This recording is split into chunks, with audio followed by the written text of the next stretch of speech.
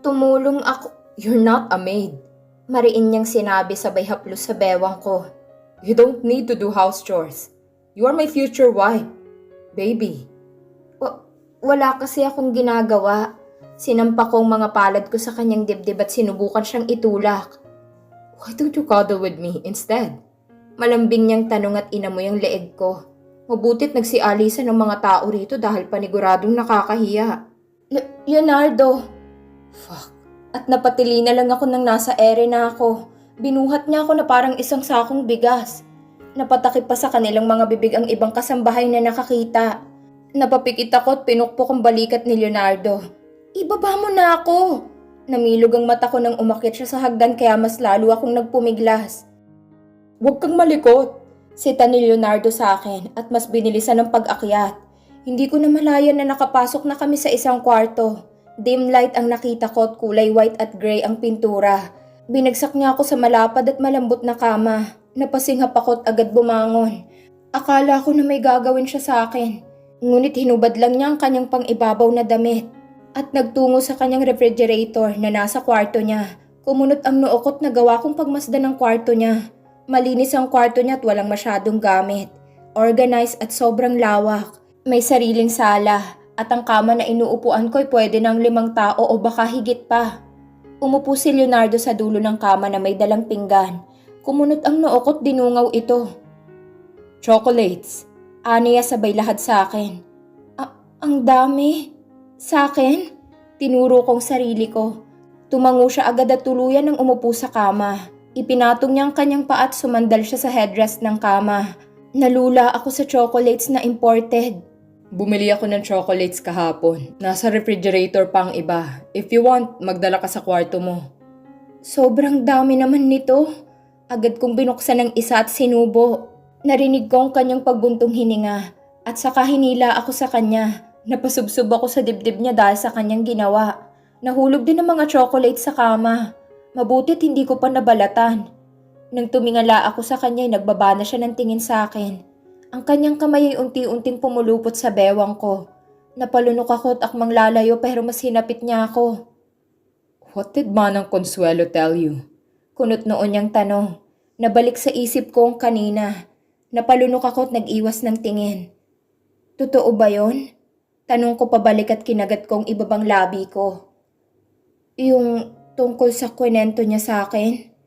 Nang tiningala ko ulit siya ay nagpipigil na siya ng ngiti.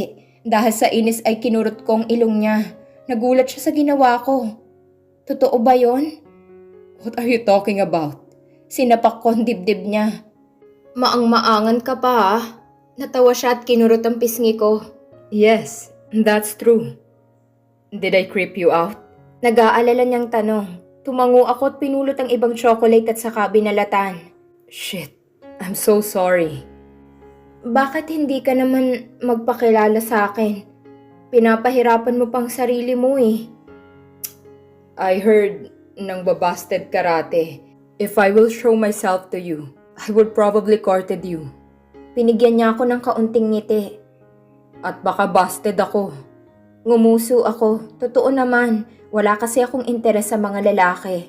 Bumuga siya ng hangin at hinawakan niyang magkabilang bewang ko. Nataranta ko nang iniangat niya ako at saka inilagay sa tabi niya. Tinulungan niya ako sa pagpulot ng mga nahulog na chocolates at ibinalik sa pinggan.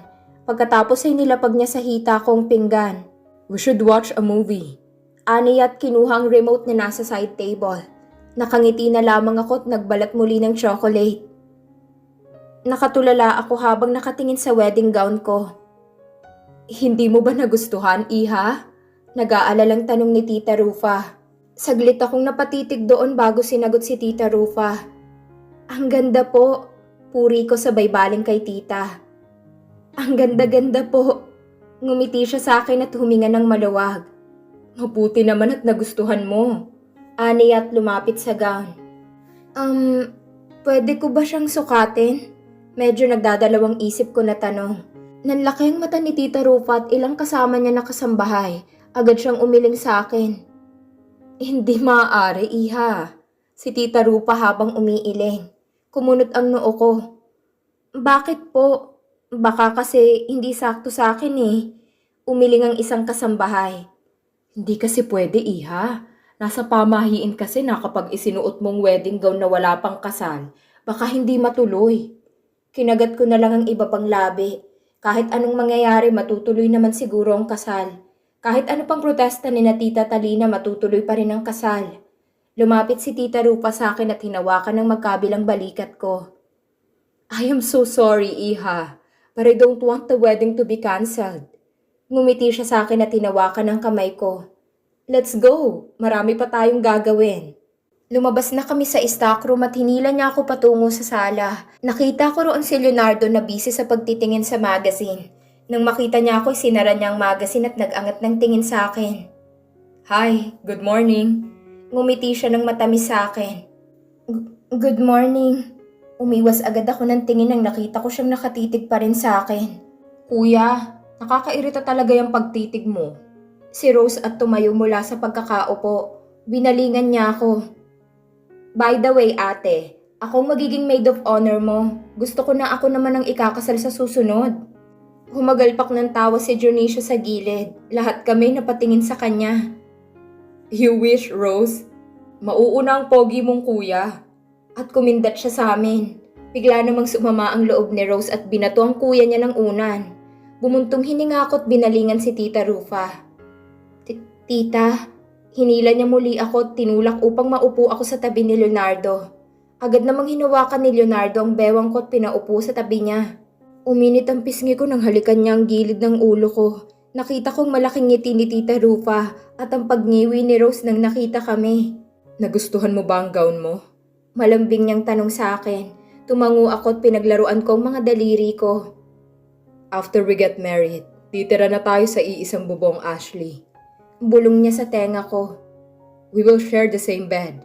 Also, and I can't wait until that happen.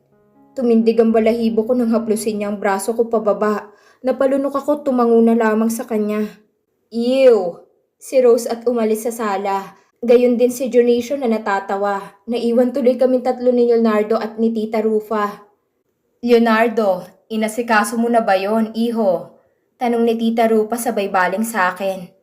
Ashley, Leonardo said na isasama ka niya lagi sa opisina niya. Doon ka mag-aaral. Homeschooled. Napangiwi si tita pagkatapos. I don't know kung anong napag-usapan niyo nitong anak ko. But I prepare you going to a regular school, iha. Hindi yung homeschooled. Kinagat kong ibabang labi ko. Okay lang naman na homeschooled Wala namang problema sa akin. Mom. Lumipat muli ang kamay ni Leonardo sa bewang ko. Ashley and I already talked about this and she agreed. She's my wife. Umirap si Tita Rufa at tumayo. O siya, maiwan ko na muna kayo Tatawagan ko muna si Antonio. He's with Emilion right now. At hindi ko alam kung anong pinag-uusapan nila. Tumango ako at yumuko. Nang makaalis si Tita Rufa ay humilig si Leonardo sa balikat ko. Leonardo, nauutal na tawag ko. Tumingala siya saglit sa akin bago bumalik sa pagkakahilig. Gusto kong kausapin si Papa. Sabi ko, pwede mo ba akong samahan? Napatingin siya sa akin. Why? Bumuntong hininga ako. May gusto lang akong klaruhin sa kanya. Humilig muli siya sa balikat ko. Hinalikan pa niya ako sa pisngi ko bago siya humilig.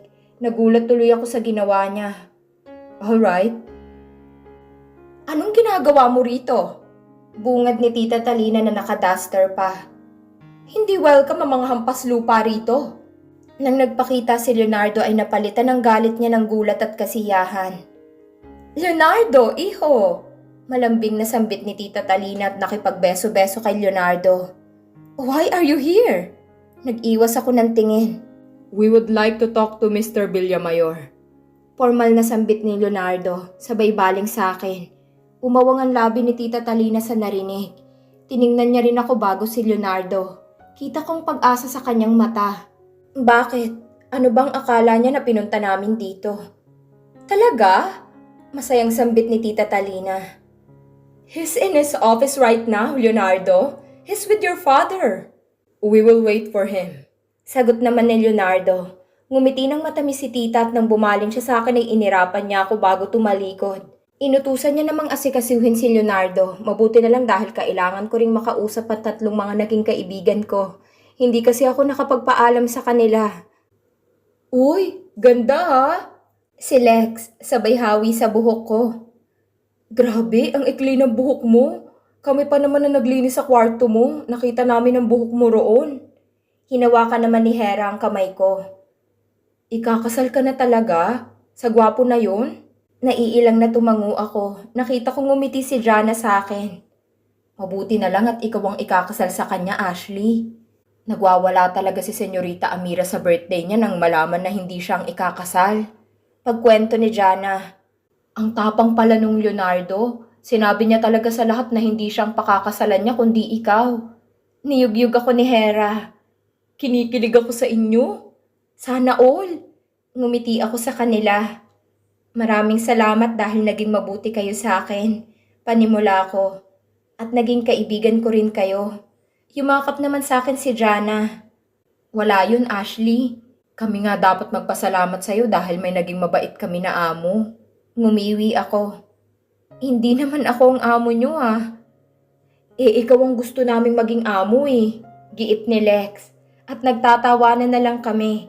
Marami silang kinikwento sa akin. Hindi ko maipagkaila na na-attach ako sa kanila kahit kaunting oras lang ang meron kami. Nang pabalik na sana ako sa salay, natigilan ako. Nang nakita ko si Leonardo, habang kausap si Amira. Nakita kong pamumula ng pisngi ni Amira habang katabi si Tita Talina. Hindi ko rinig ang kanilang pinag-uusapan, pero bago sa akin ang nakangiting si Leonardo, lalo na sa ibang tao. Nakaramdam ako ng kirot sa puso ko, pero hindi ko yun ininda. Umiwas na lang ako ng tingin at lumipat ng daanan. Dediretso na lang siguro ako sa opisina ni Papa. You're here, Iha! Gulat na tanong ni Tito Antonio sa akin. Pati si Papa ay nagulat nang nakita ako. Mahina akong tumango at sinarado ang pinto. Malamig na paligid ang bumungad sa akin. Kay laki ba naman ang opisina ni Papa? Napayakap na lamang ako sa aking sarili. Is Leonardo with you? Tanong niya muli. Tumango muli ako. What are you doing here, anak? Nagulat muli ako nang tinawag niya akong anak. Bumuntong hininga ko at hinarap siya. Hindi ko alam kung sensero ba siya na tinatawag akong anak o hindi. Tumayo siya sa kanyang swivel chair at inilahad sa akin ang upuan. Maupo ka rito. Tumango ako at agad lumapit doon. Nakita ko naman ang pagtayo ni Tito Antonio mula sa pagkakaupo sa sopa.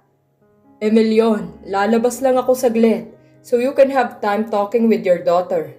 Ani ni Tito Antonio, sabay baling sa akin. Aalis muna ako, Iha. Tumango lamang ako at sinundan siya ng tingin hanggang sa makalabas. Nang makaalis na si Tito'y saka lang ako umupo. Inayos rin ni Papa ang kanyang kwelyo at saka umupo. Inilapag niya ang kanyang kamay sa lamesa na magkatagpo at saka tumikhim. Anong gusto mong pag-usapan, Iha? Tanong niya sabay ngiti sa akin. Hindi ko alam kung pati bang ngiti niya ay genuine o baka ngumiti siya kasi ikakasal na ako. Hindi ko alam.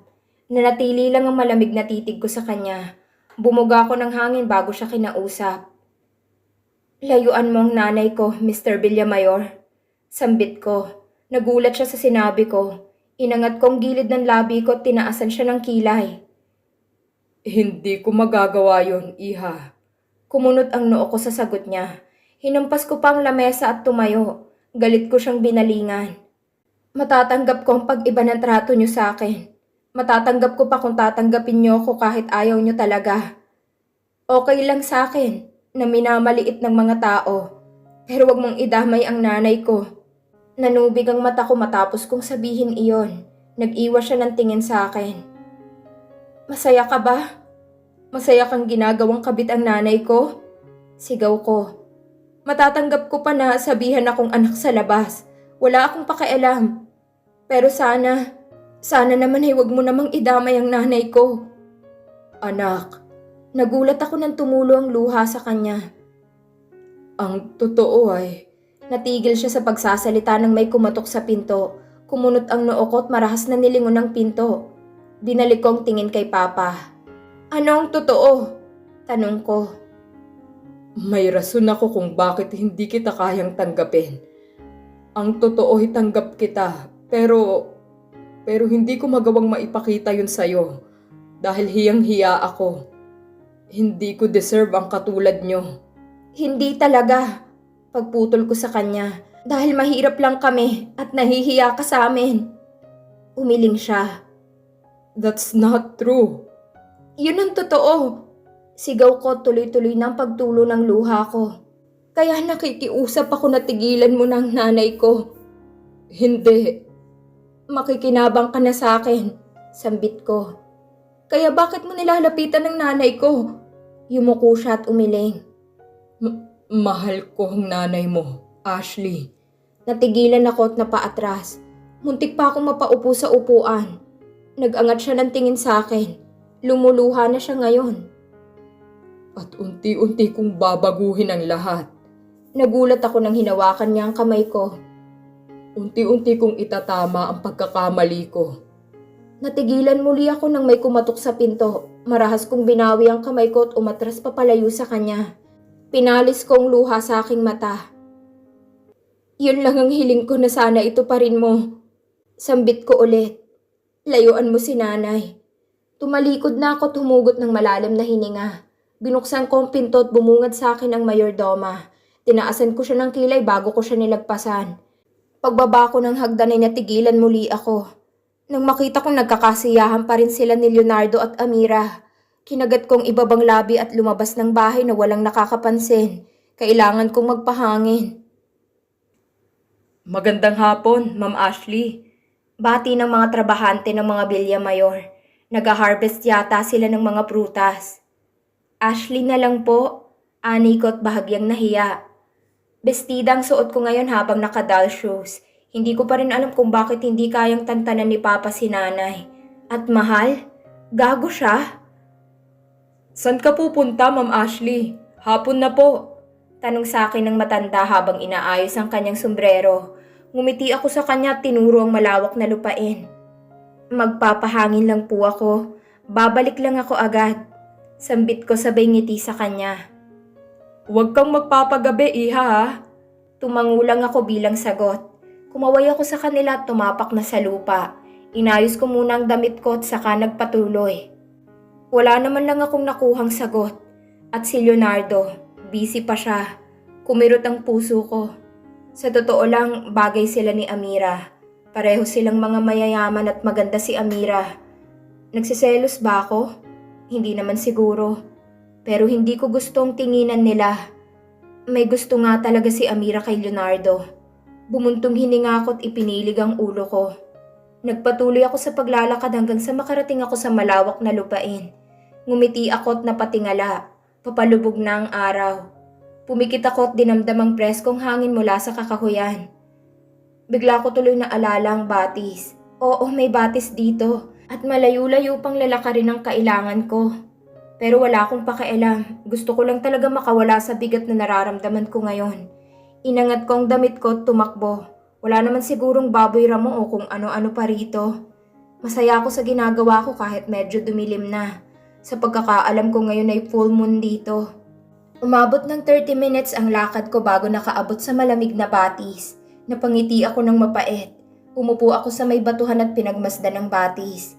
Ang sarap maligo sa gabi. Kaya lang wala akong dalang damit. Ngumuso ako at niyakap ang sarili. Hindi ko alam kung bakit. Sobrang gaan ang pakiramdam ko. Wala man lang akong naramdaman na takot kahit mag-isa lang ako rito. Wala nang araw at unti-unti nang nagpakita ang buwan. Napangiti ako. Wala naman sigurong sisilip dito kaya hinubad ko ang doll shoes ko. Tumayo ako at nilapag ang sapato sa may batuhan. Ngumiti ako at unti-unting hinubad ang bestida ko. Kinagat ko ang labi ko ng panloob na lang ang nasa katawan ko.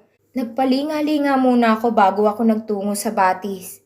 Nang umapak ako ay halos napaatras ako dahil sa sobrang lamig. Kinagat ko muli ang ibabang labi ko bago ako nagpatuloy. Nang hanggang sa bewang na ang tubig ay tuluyang ko ng binasa ang sarili. Napayakap ako sa sobrang lamig at napaupo pa ako. Pag-upo ko ay hanggang baba ko ng tubig. Nakaramdam ako ng lungkot at niyakap kong sariling tuhod ko. Habang nasa tubig, natatawa ako na naiiyak. Hindi ko akalain na ganito ang buhay ko. Napatingala ako at ang mga matataas na kahoy ang bumungad sa akin. Inangat ko ang kamay ko at hinanap ng mata ko ang buwan. Ang ganda. Naibulalas ko na lang. Napangiti ako dahil sa lamig. Binasa ko ang buhok ko at saka sinuklay. Hindi naman ako magtatagal dito dahil baka hinahanap na ako. May maghahanap ba talaga? Natawa na lang ako sa aking sarili. Sinabuyan ko na lang ang mukha ko ng tubig. Ang saya. Sambit ko sa aking sarili. Nababaliw na yata ako. Wala man lang akong takot sa gabi. Right. Nanindig ang balahibo ko nang may nagsalita. Kumalabog ng mabilis ang puso ko. Unti-unti akong lumingon at napasinghap ako ng madilim na titig ni Leonardo ang bumungad sa akin. Napasinghap ako at napayakap sa aking sarili. Bago pa man ako nakapagpatuloy ay nasa batis na siya. Naglalakad siya patungo sa akin habang malalamig at madidilim na titig ang iginawad niya sa akin. Napaatras tuloy ako. Nakita ko pang pag-igting ng panga niya. I was worried about you, and yet you are here, enjoying yourself. Galit niyang sambit at marahas na hinila ako. Napatili ako nang sumubsob ako sa dibdib niya. Agad akong lumayo nang mabasa ko ang damit niya. Nabasa ang damit mo. I don't care, Ashley. Mas lalong umigting ang kanyang panga nang bumaba ang tingin niya sa akin. Mas lalo tuloy akong nahiya. And you are almost naked, Inilapit niya ang kanyang sarili sa akin. Hindi mo ba alam na nababaliw na ako sa'yo? Leonardo, kailangan na siguro nating umuwi. Nanginginig kong sambit at akmang lalagpasan siya nang hinila niya ako. Hindi tayo uuwi. Malamig niyang sambit. Ha? Kinabahan ako. Napasinghap ako nang walang sabi-sabing hinubad niya ang kanyang pang-ibabaw na damit at itinapon sa kung saan. Lumapit siya sa akin at hinapit ang bewang ko. I love you. Bulong niya sa akin at lumipat ang kanyang kamay sa batok ko. And I want you. Namilog ang mata ko. Bago pa makapag-react ay marahas na siniil niya ako ng halik. Automatic na nailagay ko ang kamay ko sa kanyang balikat. Pumikit ako at sinabayan siya sa kanyang paghalik sa akin. Halos napudpud ang labi ko dahil sa agresibo niyang halik. Ang isa niyang kamay ay bumaba sa akin. Napasinghap tuloy ako. Iginit ang katawan ko at nadala na sa kanyang mga hawak at halik sa akin. Nang humiwalay siya sa kanyang halik ay tinitigan niya ako. Hinihingal ako at naghahabol ng hininga. Hindi tayo uuwi hanggat hindi kita makuha, Ashley. Malambing niyang sambit. I want you so bad. Sumubsob ako sa kanyang dibdib dahil nahihiya ako. Mahina akong tumango sa kanya dahil na rin sa init ng aking katawan. Kinagat ko ang aking ibabang labi nang hinalikan niya ang tenga ko. Gusto kita. Pag-amin ko na ikinagulat niya.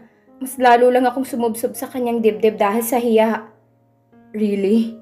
Dinig na dinig kong kasiyahan sa kanyang boses. Mahina akong tumango. Pulang-pula na siguro ang mukha ko. Nang tumingala ako sa kanya ay nakatingin na rin siya sa akin. Walang sabi-sabing kinuha niya ang isang binti ko at inilagay sa kanyang bewang. Hindi ko na malaya na wala na kami sa batis habang ang mga binti ko ay nakayakap sa kanyang bewang. Hinahalikan niya ang gilid ng ulo ko habang naglalakad sa kung saan. Humigpit ang yakap ko sa kanya. Hindi ko alam kung saan niya ako dadalhin. Napasinghap ako ng may isang kubo na malapit sa batis. Kinagat ko ang ibabang labi ko nang doon nagtungo si Leonardo. Leonardo, tawag ko. Binaba niya ako sa kubo at hinila niya ako papasok sa loob. Napasinghap ako nang bigla niya akong tinulak kaya napahiga ako sa sahig. At bago pa man ako makabangon ay dinaganan na niya ako. Mukhang magiging advance ang honeymoon natin. Ngumiti siya sa akin at unti-unti akong hinalikan sa aking labi. Napahawak ako sa kanyang braso at tinugunan ng kanyang mainit na halik. Nang bumaba ang kanyang halik sa aking leeg ay napaungol ako. Yumakap ako sa kanyang likod habang ginagawa niya yon. Nakikiliti ako sa kanyang halik at kung saan-saan ko na lang binabaling ang ulo ko. Pareho kaming basa, pareho rin kaming walang pakialam. Napadaing ako nang bumaba ang kanyang kamay. Leonardo, ungol ko at kinagat ang ibabang labi. Nagmulat ako ng mata nang biglang sinakop ng kanyang palad ang aking balat. Hinuhulma niya ito habang patuloy pa rin sa paghalik sa aking leeg. Taste good. Bulong niya sa tenga ko at kinagat niya pagkatapos. Ang aking binti ay nakayakap pa rin sa kanya. Napalunok ako roon ngunit nawala ang focus ko roon nang bumaba sa collarbone ko ang kanyang halik. Napahawak ako sa buhok niya at mahinang sinabunutan ito.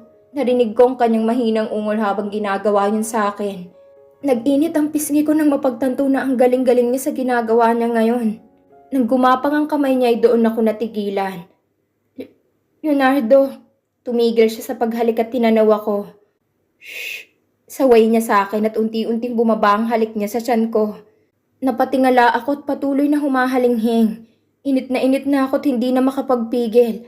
Halos kumapit na nga ako sa kahoy ng kubo na ito. Napapikit ako dahil sa hiya at agad-agad sinarang binti ko. Kumunot ang noo ko at naghahabol na ng hininga. Anong ibig mong sabihin? Kinakabahan ko ng tanong. Ngumiti lang siya sa akin. Napasinghap ako sa kanyang sinabi. Hindi, Leonardo. Nataranta ako at akmang itutulak ko na sana ang ulo niya. Nang bigla pa rin niyang ituloy ang kanyang binabalak gawin. Napatingala ako at napadaing sa kanyang ginawa. Napaungol ako at napasabunot sa buhok niya. Ang tanging witness lang sa pag-iisa namin ay ang malamig na kagubatan, ang kubo at ang maliwanag na buwan. Nadismaya ako nang bigla siyang tumigil at lumuhod. Kinagat ko ang aking labi habang pinagmamasdan siyang humahangos. Pareho naming habol ang aming hininga. At bigla akong nahiya nang bigla akong napagtanto na hinalikan niya ako sa parteng yon. Kahit gabi ramdam na ramdam kong pananabik sa kanyang titig. We're not done yet. Mapanganib niyang sabi at nakita ko na hinubad niya ang kanyang pants. Nabasinghap ako at biglang kinabahan. Lalo na nang dumagan siya muli sa akin at pumagit na siya sa mga hita ko.